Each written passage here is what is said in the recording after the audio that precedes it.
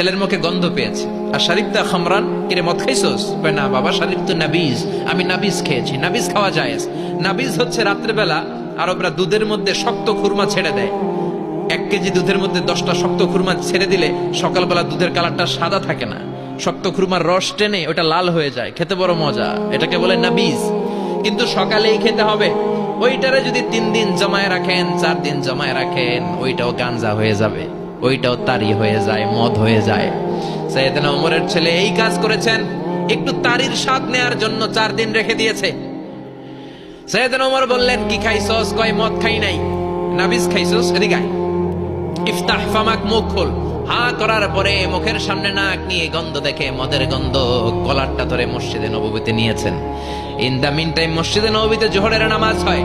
নিজের ছেলেকে মসজিদে নববীর উস্তুয়ানা বলে, উস্তুয়ানা তু মসজিদে নববী, মসজিদে নববীর পিলারে বেঁধেছে।